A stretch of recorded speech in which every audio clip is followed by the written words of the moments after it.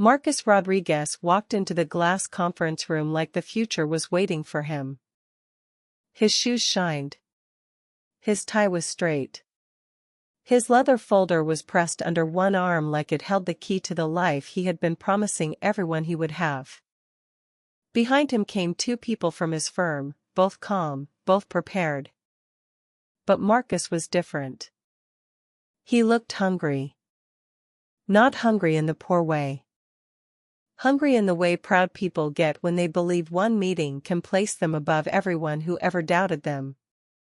The room was high above downtown, wrapped in tall windows and cold morning light. The city looked smaller from there. Cars moved like dots below. Buildings stood like trophies in the distance. Marcus noticed all of it. The view. The long table. The quiet confidence of the people already seated.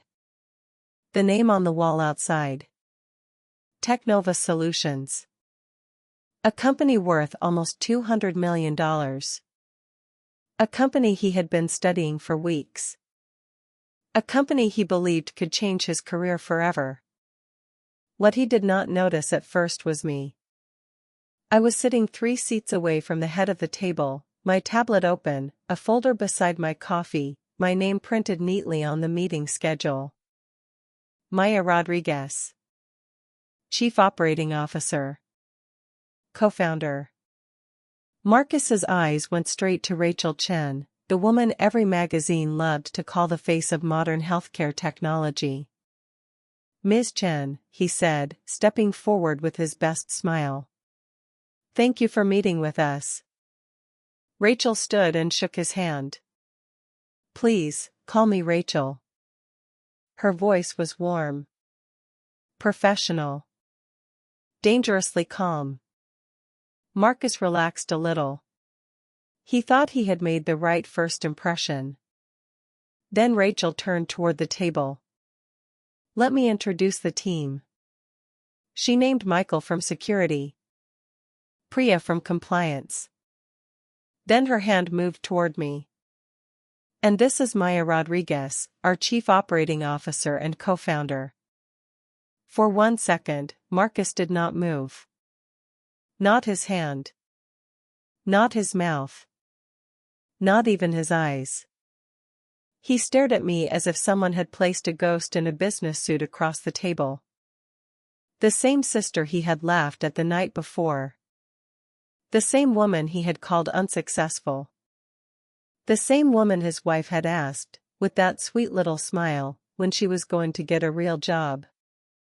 I looked at him and smiled politely. Hi, Marcus. His face changed in pieces. First confusion. Then denial. Then the slow, painful understanding that the room he had been trying to impress had already known my name long before his. He opened his mouth, but nothing came out. Rachel sat back down. The floor is yours, she said. And that was when Marcus learned something my family had missed for 6 years. Sometimes the quiet person at the table is not behind. Sometimes she owns the table. The night before, he had been the loudest voice at dinner.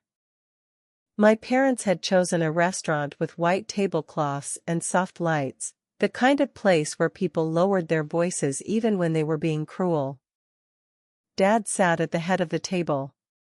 Mom sat beside him, glowing the way she always did when Marcus talked about work. Ashley, Marcus's wife, wore a pale dress and a smile that never reached her eyes. I had arrived 10 minutes late because a board call had run over. No one asked why. They never asked why. To them, I was always late because I was scattered, busy with little jobs, pretending to be important. Marcus was already halfway through explaining his big meeting. Technova doesn't just meet with anyone, he said, adjusting his cuff. This is a serious opportunity. For $1 million if we close it. Mom placed a hand over her chest. For $1 million, she said, like she was tasting the number. Dad nodded proudly. That's the kind of work that builds a career. Marcus leaned back as if the praise belonged to him by birth. I've been preparing for weeks. Their CEO is brilliant. Rachel Chen. Built the whole company from nothing in 6 years. Healthcare technology. AI systems. Compliance infrastructure. Very complex stuff. Ashley touched his arm. He's barely slept, she said. He takes these things seriously. Her eyes slid toward me. The meaning was clear. Unlike some people. I kept cutting my pasta into small pieces. My phone buzzed once on the table. Rachel. You still coming tomorrow? I turned the phone face down. Marcus looked at me. What about you, Maya? He asked. Still doing that consulting thing? The word thing landed softly, but everyone heard the blade inside it. Yes, I said. Still consulting. Ashley tilted her head. That's nice. And what kind of clients now? Little shops? Startups? Social media people? Different kinds, I said. Marcus laughed through his nose. That's vague. Mom gave me one of her gentle looks. The one she used when she wanted to sound loving while pressing on a bruise. We just worry about you, sweetheart. You're 32. Life moves fast. Dad took a drink of water.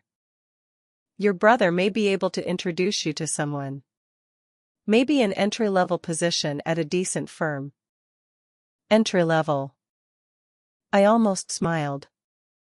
That morning, I had approved a hiring plan for 300 employees across 2 states. But at that table, in their eyes, I was still the daughter who had not become anything easy to brag about. I'm doing fine, I said. Marcus leaned forward. Fine is not a plan. Ashley nodded slowly. There's no shame in accepting help. Not everyone is built to run a business. My fork paused for half a second. 6 years ago, those exact words might have hurt enough to send me home in silence. Now they only sounded old. Like a song people kept playing because they did not know the music had ended. Dad looked at Marcus. Tell us more about this meeting. Marcus smiled again. He liked that part better. It's at 10 sharp. Their headquarters downtown. Executive floor. He looked across the table at me. You should see places like this, Maya. It might motivate you. My phone buzzed again. Rachel. Want me to make tomorrow fun?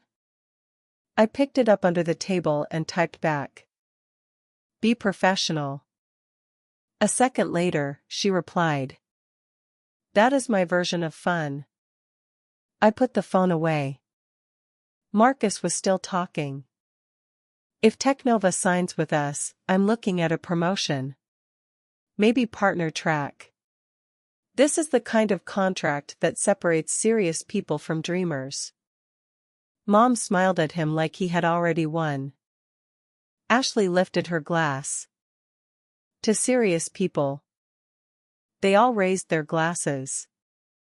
I raised mine too. No one noticed my hand was steady. No one noticed I had stopped defending myself years ago. Not because I had nothing to say. Because I had learned something valuable. People who only respect success after it becomes visible were never really respecting you. They were respecting the proof. And I did not owe my proof to anyone at that table. Especially not Marcus. There had been a time when I wanted to tell them everything. I wanted to run into Sunday dinner with a folder in my hand and say, look, I did it. I built something. I am not lost. I am not failing. I am not the family warning story. That was before I understood what silence could protect. 6 years earlier, I was working 3 jobs and sleeping 4 hours a night. My apartment then really was small. Not the tiny apartment Marcus joked about now, but a real one-bedroom above a laundromat, where the pipes knocked in winter and the kitchen window never closed properly. I worked mornings in healthcare administration.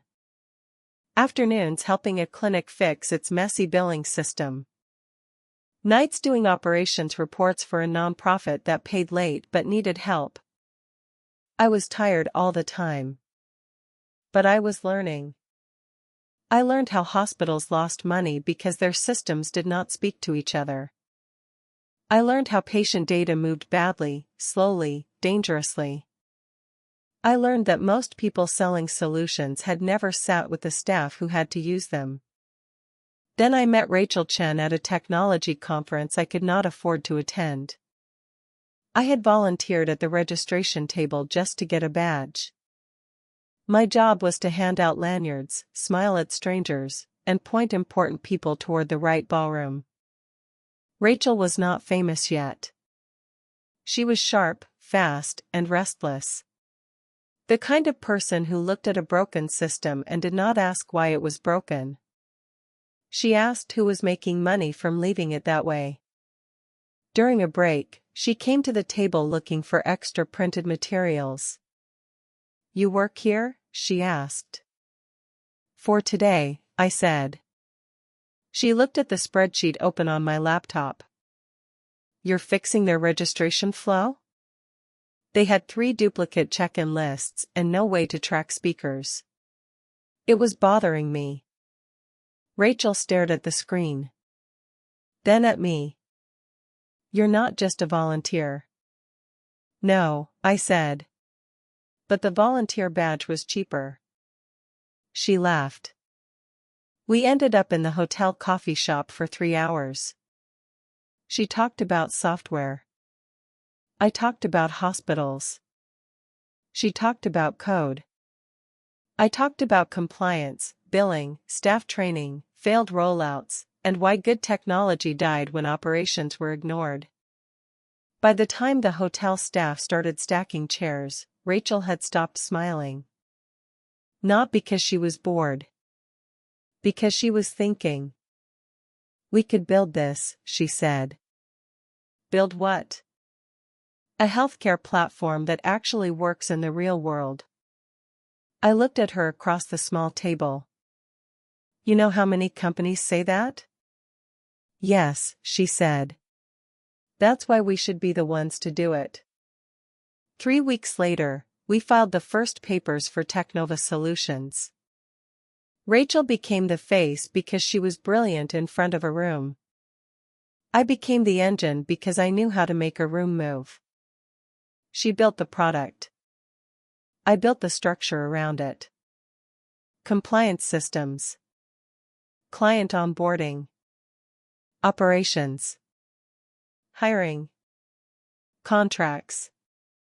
Training. Risk. Negotiations. I was not the name on the magazine covers. I was the reason the promises on those covers survived contact with real hospitals. In the beginning, Rachel asked me more than once, "Are you sure you don't want to be out front?" I told her the same thing every time. Not yet. She thought I was being modest. I was not. I was being careful. Because once my family knew, my success would no longer be mine in their eyes. Mom would turn it into a story about how she always believed in me. Dad would mention discipline, as if his doubt had been guidance. Marcus would find a way to stand near it, measure it, explain it, compare it, reduce it. So I kept quiet. At first, just for peace. Then because the silence became useful. While they thought I was struggling, I learned who they were when they believed I had nothing to offer. That lesson cost more than any business mistake I ever made. I learned it at birthdays I was not invited to. At dinners where Marcus's achievements filled the room and mine were never asked about. At family gatherings where Ashley asked questions designed to make me look small. At holidays where Dad slipped career advice into conversations like medicine I needed to swallow. At moments when Mom called it concern, even when it felt like shame wearing perfume. So I let them keep their version of me. Maya, the uncertain one. Maya, the consultant. Maya, the sister who could not quite catch up. I drove my old Civic because it worked. I lived quietly because attention had never fed me. I bought my condo in cash and never mentioned the view. I missed Mom's birthday dinner because I was in Singapore closing a deal worth more than Marcus's firm made in a quarter. They said I did not come because I could not afford to contribute. I let them say it.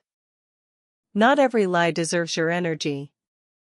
But that night at dinner, when Marcus said Technova's name with so much pride, something in me shifted. Not anger. Not revenge. Recognition. The past had walked into my company wearing a new suit. After dinner, I sat in my car while my family stood near the restaurant entrance, laughing under warm lights. Marcus had his arm around Ashley.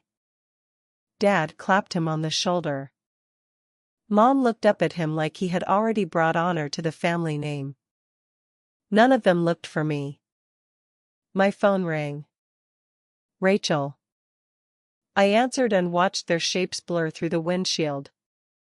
Tell me, Rachel said, that the man pitching us tomorrow is really your brother.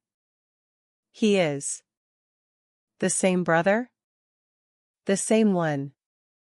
The dinner went badly. It went exactly how it always goes. Rachel was quiet for a beat. Do you want to cancel the meeting? No. Do you want me to cancel the meeting? No.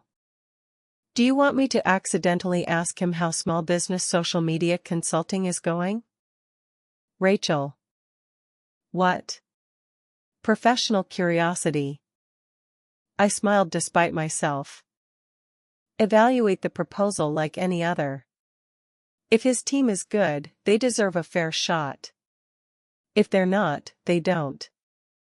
That is very mature of you. I'm not doing it for him. Then who?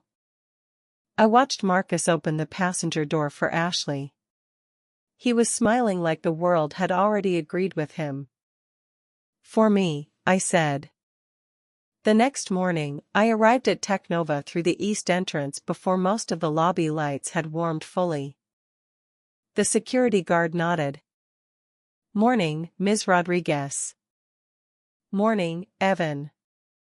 The private elevator carried me straight to the top floor. No lobby. No waiting area. No visitor badge. Just a quiet rise through the building while the city dropped beneath me. When the doors opened, the office was already awake. Screens glowing. Coffee machines humming. Someone laughing softly near the strategy room. A legal courier leaving a sealed envelope on Priya's desk. My assistant, Cameron, walked beside me with a tablet in one hand and coffee in the other. Your 10 o'clock confirmed twice, he said. Sterling Solution sounds nervous. First major pitch with us? Seems that way. Good. Nervous means they care. He handed me the coffee. Rachel is in your office stealing your almonds. Again? She said founder privilege. I walked in and found Rachel standing near my window, eating from the small glass jar on my shelf. She looked at me and grinned. You look too calm. I am calm.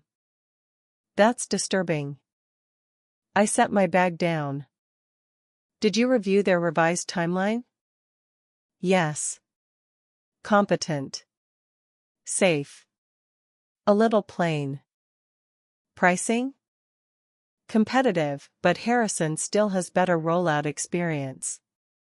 I nodded. Then we ask the questions. We score the answers. We keep it fair. Rachel tilted her head. You know he may not recover when he sees you. He'll recover enough to present. And if he doesn't? Then he wasn't ready. She closed the almond jar. For the record, I admire your restraint. I would have worn a crown. That's why you're not allowed to handle family matters. That is exactly why I should handle family matters. At 9:55, Cameron appeared at the door. Sterling Solutions has arrived in the lobby. Rachel looked at me. Last chance. I picked up my folder. No. Let him have the meeting he earned. Conference room B was already prepared. Fresh water glasses. Printed agenda. Screen tested. Proposal files loaded. Michael sat with his laptop open. Priya reviewed compliance notes with a yellow pen in hand. Rachel took the head of the table. I took my usual seat 3 chairs down on the right. Not hidden. Not centered. Exactly where I belonged. Through the glass wall, I saw Cameron guiding Marcus and his team down the hall. Marcus was speaking to the older partner beside him, probably repeating the opening line he had practiced. Then the door opened. And the past stepped in. He did not see me. Not at first. He was too busy looking at Rachel, too busy becoming the version of himself he had described at dinner. Confident. Polished. Important. Ms. Chen, he said. Thank you so much for your time. Rachel shook his hand. We're glad you could come. He introduced himself. Then his colleagues. David, the senior partner, calm and experienced. Lauren, the technical specialist, sharp-eyed and quiet. Marcus smiled the way men smile when they believe they are entering a room where everyone wants them to succeed. Rachel gestured around the table. You've met me. This is Michael Torres, Chief Security Officer. Marcus shook Michael's hand. Great to meet you. Priya Sharma, VP of Compliance. A pleasure. Priya nodded, watching him carefully. Then Rachel turned slightly. And Maya Rodriguez, Chief Operating Officer and co-founder. The silence did not explode. It dropped. Heavy. Clean. Final. Marcus's hand stopped halfway between his body and mine. His eyes locked on my face.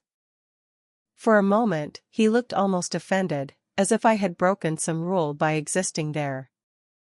Then he looked at the folder in front of me. My name. My title. Technova's logo. Then at Rachel. Then back at me. Maya? His voice was lower now. Thinner. Yes, I said. Good morning. David glanced between us. I'm sorry, he said carefully. Do you two know each other? Marcus swallowed. She's my sister.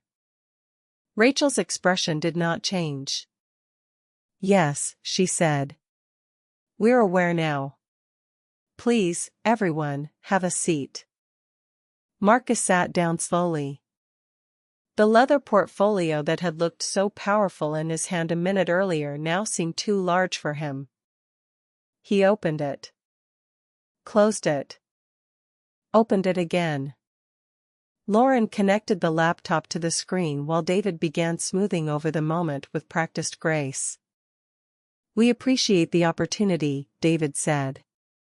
Sterling Solutions has followed Technova's expansion closely, and we believe there's a strong fit. That's what we're here to explore. Marcus stared at the first slide on the screen.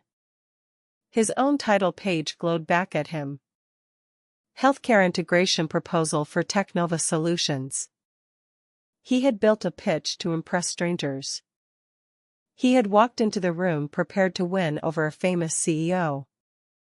But now he had to present to me the sister he had pitied. The sister he had offered to help. The sister he thought needed an entry-level position. I could see his mind trying to rearrange 6 years of judgment in 6 seconds. It was not enough time. But business does not wait for shame to finish its work. Rachel folded her hands. Whenever you're ready, Marcus. He looked at me once more. Not with pride. Not with mockery. With something close to fear. Then he cleared his throat and began. Thank you for meeting with us today. Sterling Solutions understands that Technova is entering a critical phase of healthcare expansion, and our goal is to support that growth with secure, compliant, scalable integration systems. His voice shook on the first sentence. Only slightly. But I heard it. So did Rachel. So did everyone in the room. The first slide changed. Then the second. He found his rhythm slowly, like a man walking across ice and pretending the cracks were not under his shoes. To his credit, he knew the material. He explained timelines. Security layers. Compliance mapping. Migration risks. He spoke about hospitals and clinic networks, about patient privacy, about protecting systems during expansion. But every few minutes, his eyes drifted back to me. Each glance carried a question he could not ask out loud. How? How did you get here? How long have you been here? How did I not know? And maybe, beneath all of that, the question that hurt him most. What else was I wrong about? I did not rescue him. I did not punish him. I listened. That was worse for him.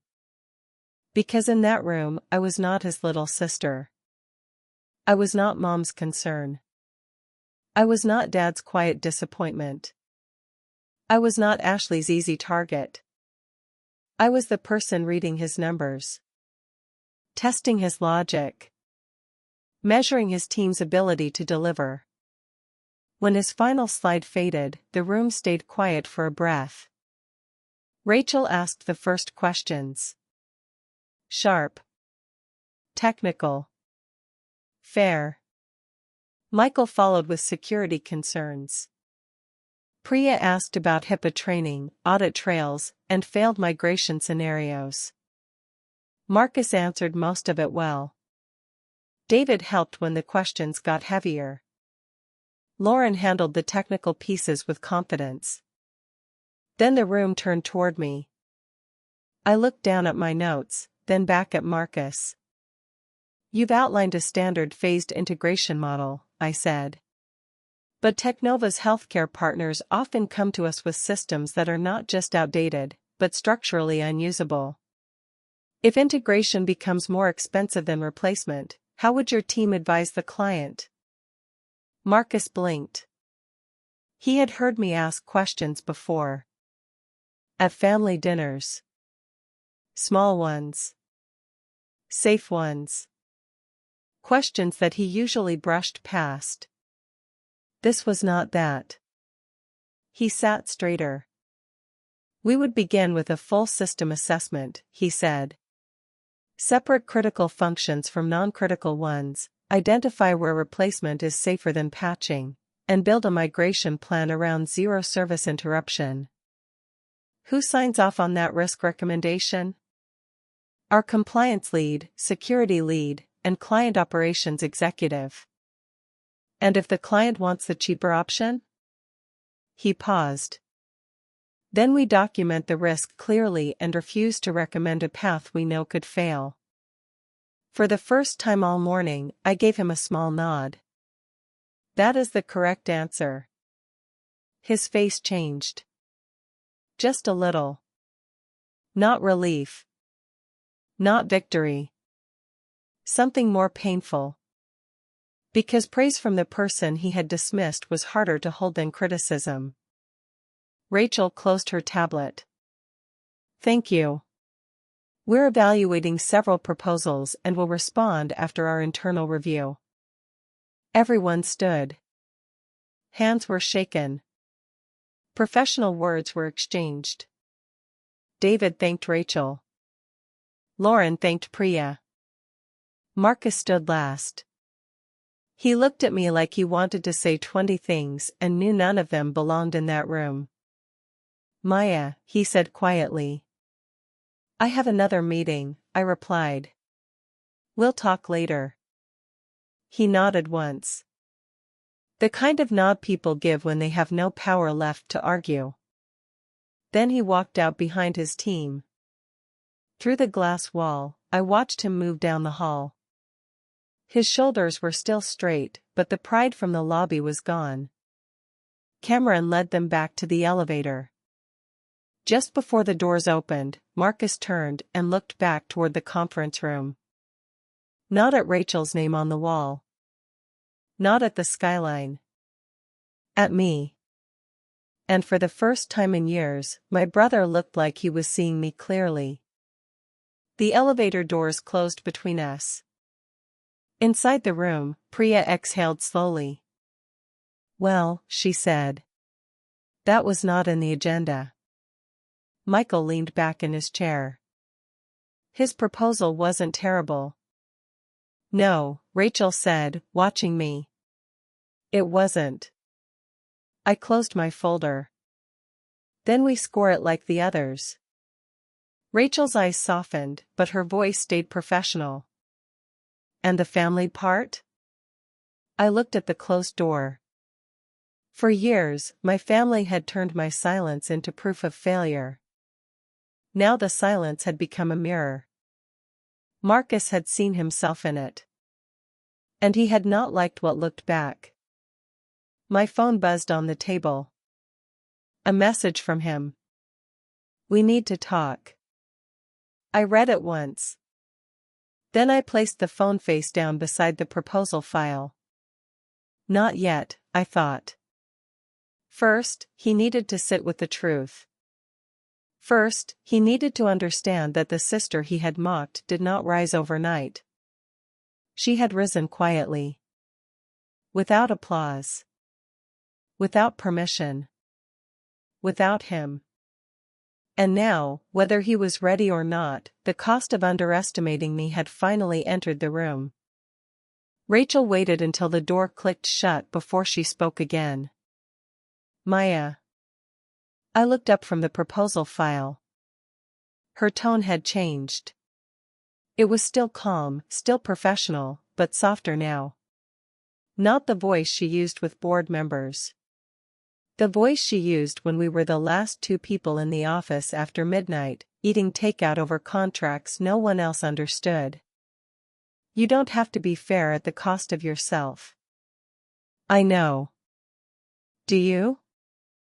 I looked through the glass wall toward the elevators, even though Marcus was already gone. I'm not being fair for him, I said. I'm being fair because this company was built on standards. If I bend them because I'm angry, then they still control the room. Rachel said nothing for a moment. Then she nodded. That's why you're the grown-up. Priya gathered her notes. For what it's worth, his team knew the compliance side better than I expected. Michael closed his laptop. Security plan was average. Not dangerous. Not special. Rachel tapped her pen against the table. So we evaluate all 4 proposals this afternoon. Same scoring matrix. Same matrix, I said. No one argued. That was one of the things I loved most about Technova.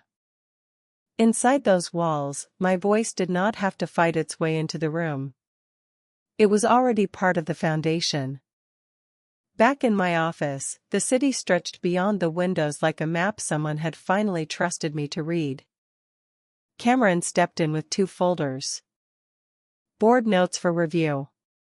Also, Forbes confirmed tomorrow at 2. They still want both co-founders.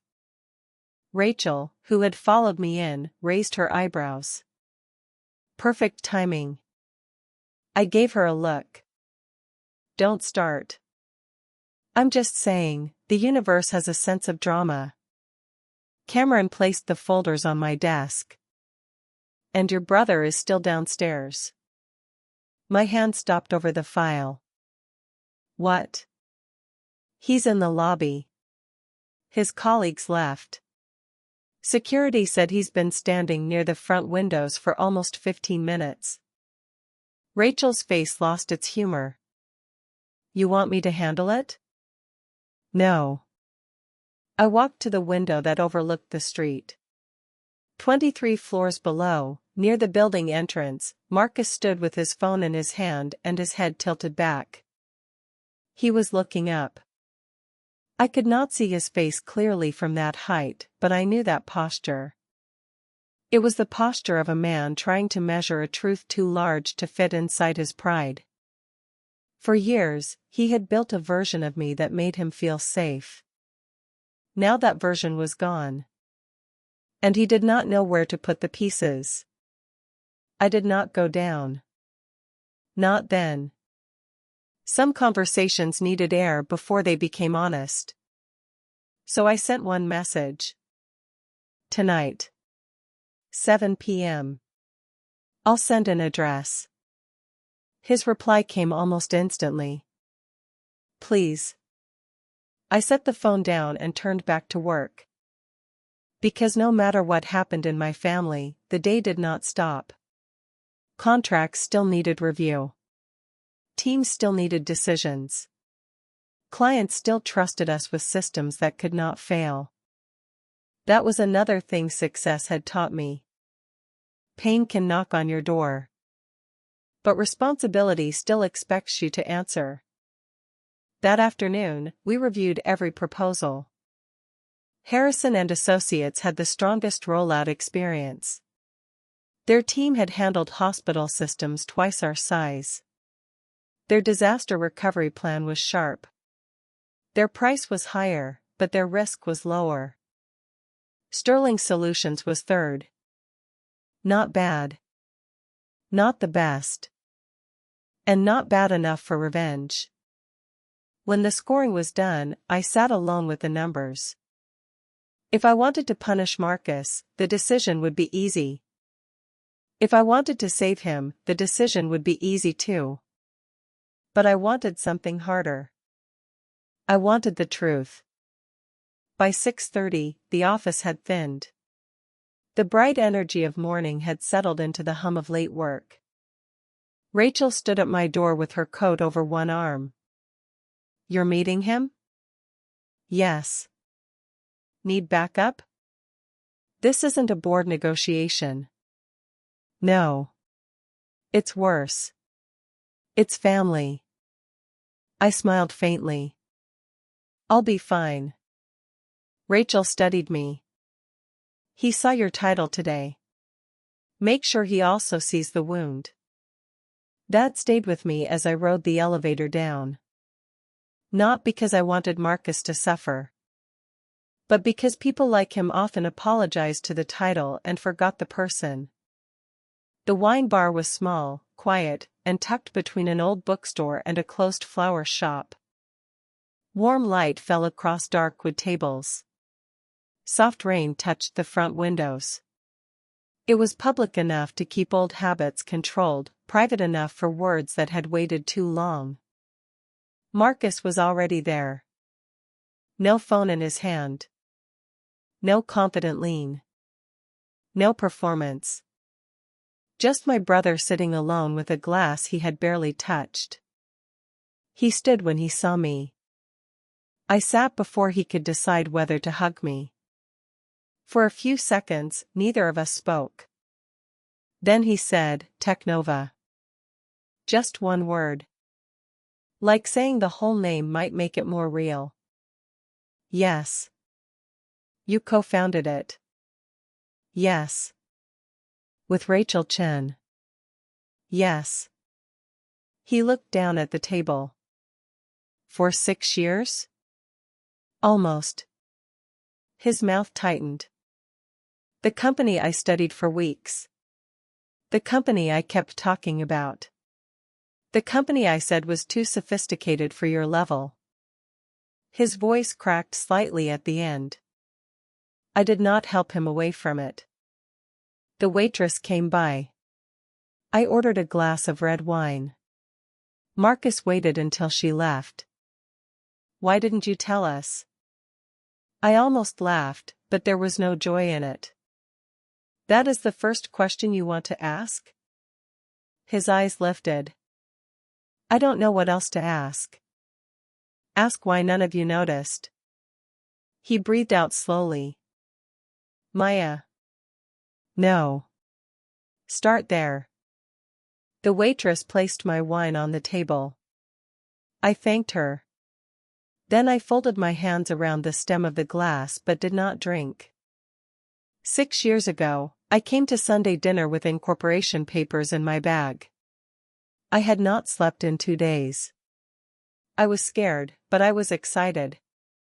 I told everyone I was starting a company. Marcus looked away. You remember? I remember pieces. I remember all of it. The rain tapped harder against the glass. You laughed first, I said. Not loudly. Just enough. Then you said, a tech company? You don't even code. Dad told me to stop chasing unstable ideas. Mom said I should think about retirement benefits. You turned it into a joke before dessert. His throat moved. I thought I was being realistic. No. You thought I was being ridiculous. He said nothing. And after that, every dinner became a report card I never asked for. You talked about your deals. Your promotions. Your connections. And somehow, every one of yours needed my failure beside it so it looked bigger. Marcus closed his eyes for a second. That's not how I meant it. That may be true, I said. But it is how you used it. He opened his eyes again. There was pain there, but also resistance. He wanted to apologize, but some part of him still wanted to protect the person he had been. You could have said something. I did. Many times. You just didn't count it unless it sounded like praise for you. That landed. His fingers tightened around the glass. I leaned back. Do you know what hurt the most? It wasn't that you doubted me. People doubt new things. I can live with that. It was how comfortable you became with the idea of me as less. He looked at me then. Really looked. I continued. Ashley could insult me because you taught her it was safe.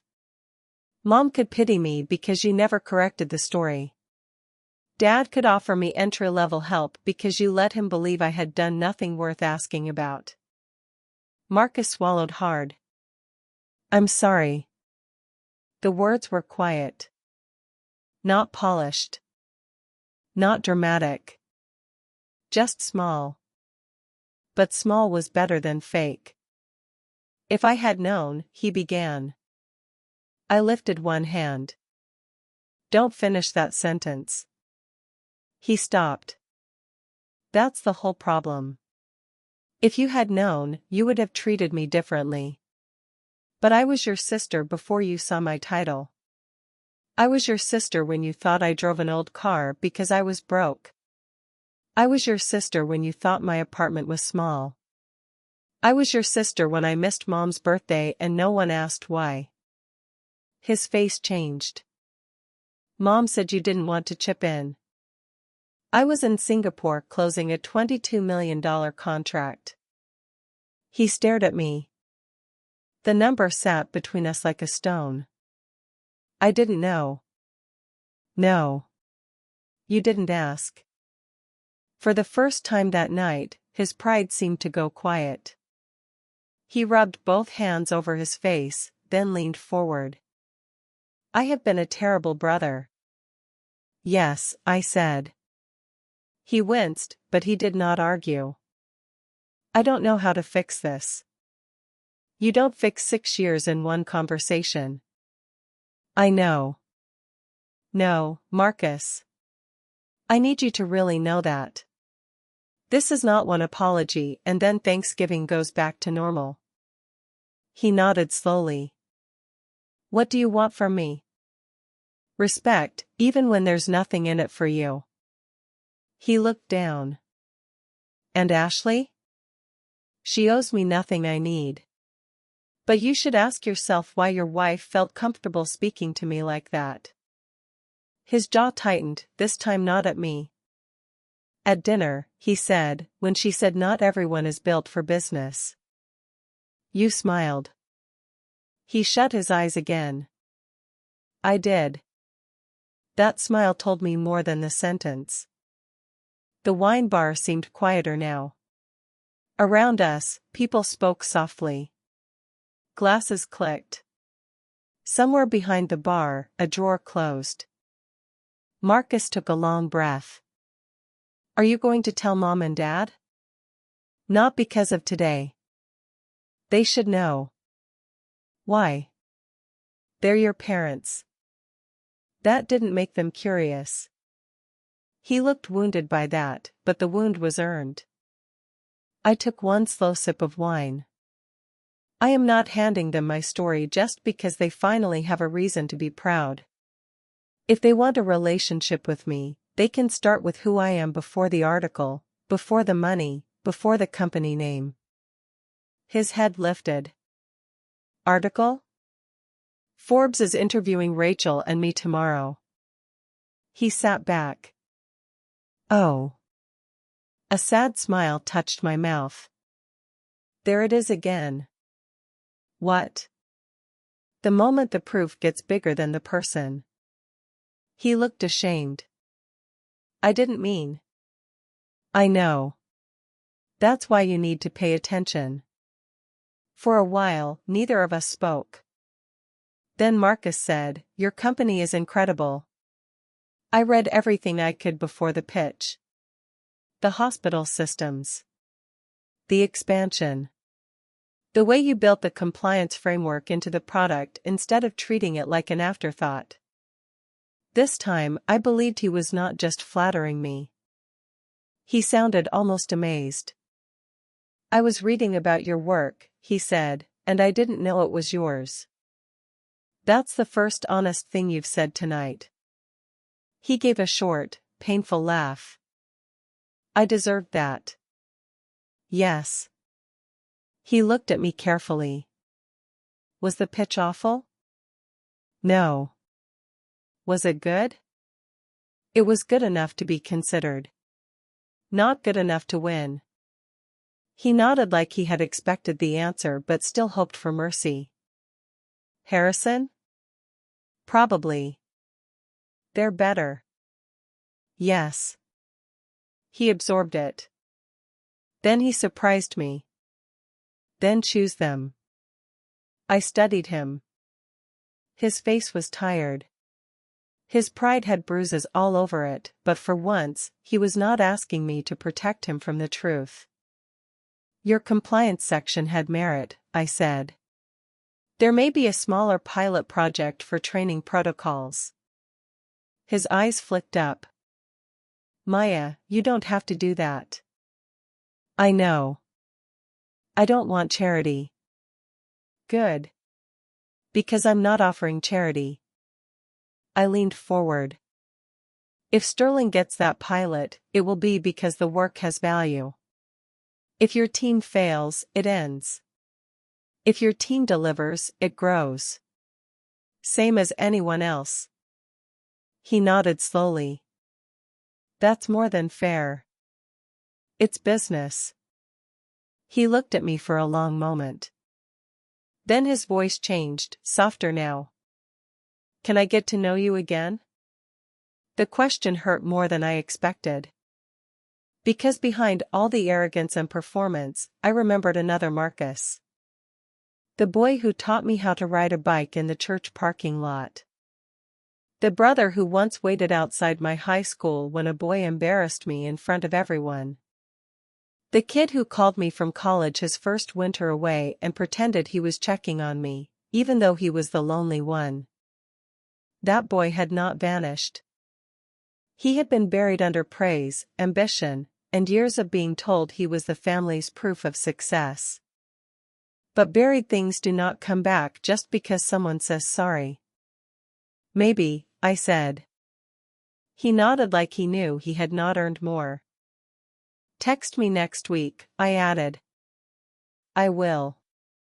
I stood. He stood too. This time, he did not move toward a hug. Good. He was learning. I put on my coat, then paused. Marcus. Yes? This is my story. Not yours. I understand. No. You need to understand all the way. If you tell Mom, Dad, Ashley, anyone before I choose to, there will be consequences. His face stiffened. You'd bring business into family? You brought family into business the moment you walked into my company after using me as your cautionary tale. He had no answer for that. I continued. I will not sabotage you for sport. But I will protect what I built. He nodded once. I won't say anything. I believed him. Not completely. But enough to leave. Outside, the rain had stopped. The streets shone under the lamps, and the city smelled like wet concrete and late traffic. My phone buzzed as I walked home. Rachel. Did he survive? I typed back. Barely. Her reply came fast. Good. Growth requires oxygen. I laughed under my breath and put the phone away. 2 weeks later, Sterling Solutions received our official decision. Harrison and Associates won the main contract. The right company won. I made sure of that. But Sterling was offered a smaller pilot project focused on HIPAA training protocols and compliance readiness. It was limited. Measurable. No special treatment. No family discount. No hidden punishment. Marcus called 30 minutes after the email went out. I answered from my office. You didn't have to offer the pilot, he said. No, we didn't. Then why? Because your team's compliance plan was useful. Don't make me regret noticing. I won't.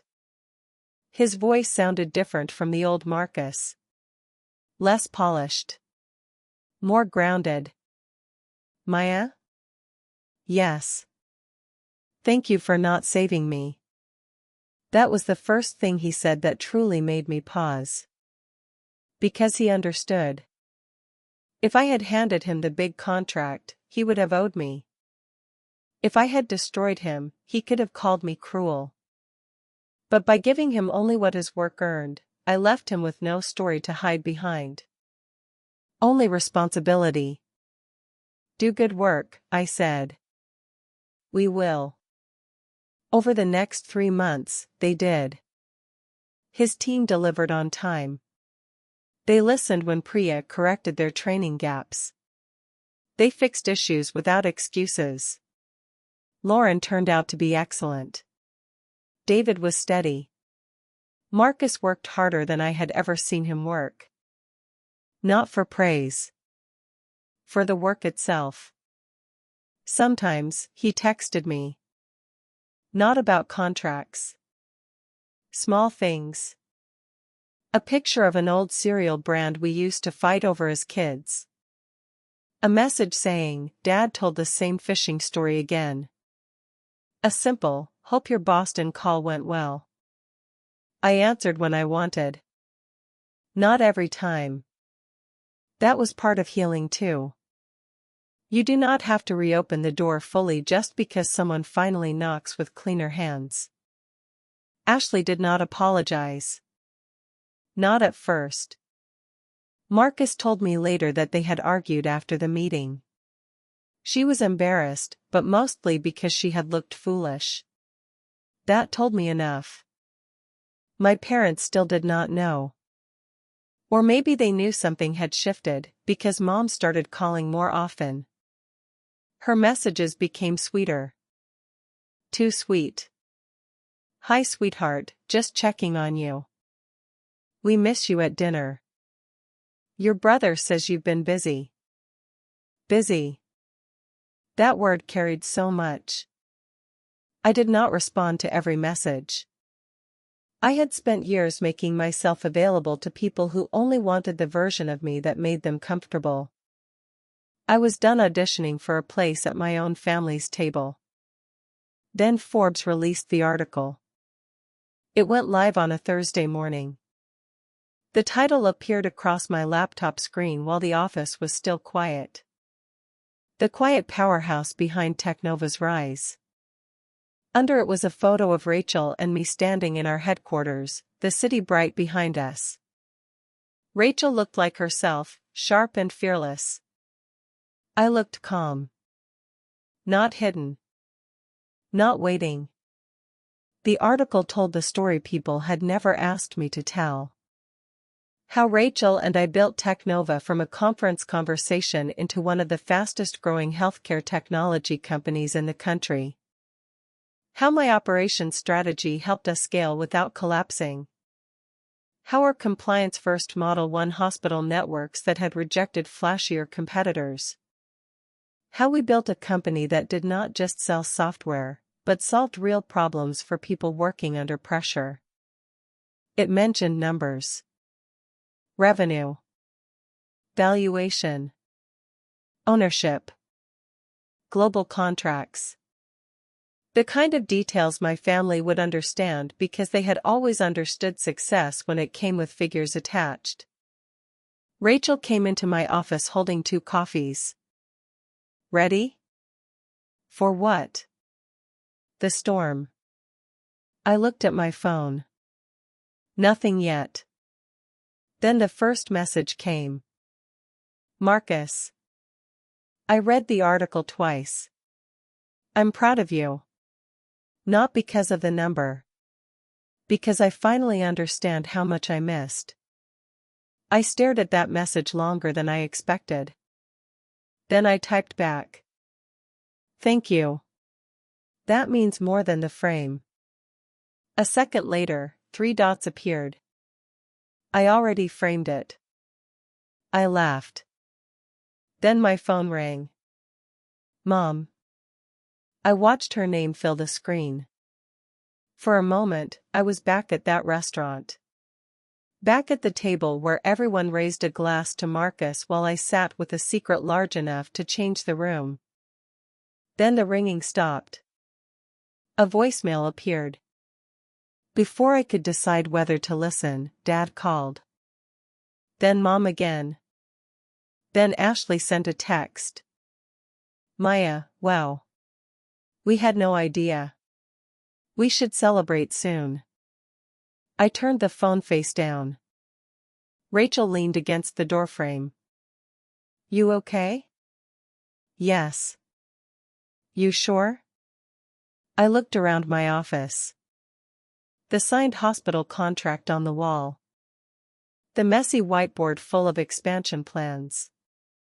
The old conference badge I had framed and kept on a shelf, not because it looked impressive, but because it reminded me of where the door first opened. "I thought this moment would feel louder," I said. Rachel smiled gently. "And? It feels peaceful." "That's better." She was right. For years, some hidden part of me had imagined my family finding out. I thought there would be satisfaction in their shock. Maybe a sharp joy in watching their faces change. And there was some of that. I was human. But it was smaller than I expected. The bigger feeling was distance. Not cold distance. Free distance. Like standing on a shore and realizing you no longer needed to swim back to a boat that had left without you. That night, I did not go to my parents' house. I did not answer Ashley.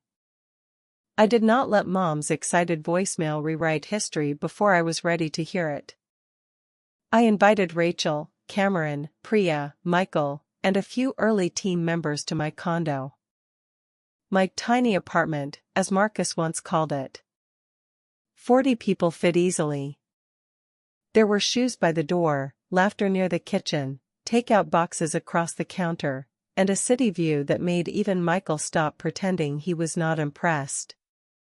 Cameron stood by the window and looked around. So this is the tiny apartment? Very small, Rachel said solemnly. Barely enough room for an empire. We laughed, and for once, the laughter did not hide anything. Later that evening, when most people had left and the city had settled into blue-black quiet, Marcus arrived. Alone. He brought no gift. No grand apology. No speech prepared in his car. Just himself. That mattered more. Rachel opened the door, looked him up and down, and said, "You may enter if you promise not to say anything foolish." Marcus nodded. "I'll try my best." Low bar, but acceptable. I watched from the kitchen as he stepped inside. His eyes moved across the room. The view. The team photos. The framed conference badge. The white roses someone had brought. The old civic keys still sitting in a bowl by the door. He stopped at the wall where Rachel had taped a printed copy of the Forbes article as a joke. Under it, she had written in marker. Some people knew. Marcus read it, then looked at me. I deserved that. Rachel appeared beside him. Yes. Then she walked away. For the first time in a long time, Marcus and I both laughed. Not fully. Not like before. But enough to feel a crack open in the wall. We stood near the window while the last guests talked softly behind us. Mom called me 6 times, he said. She called me too. What are you going to do? I don't know yet. She's excited. I know. She's also embarrassed. Good. He nodded. Dad asked if I knew. What did you say? That it wasn't my story to tell. I looked at him then. He held my gaze. No performance. No old smile. Just a brother trying to be better in the small ways that actually counted. Thank you, I said. He nodded once. I told Ashley the same. And? She didn't take it well. I'm not surprised. She wants to apologize. Does she want to apologize, or does she want to stop feeling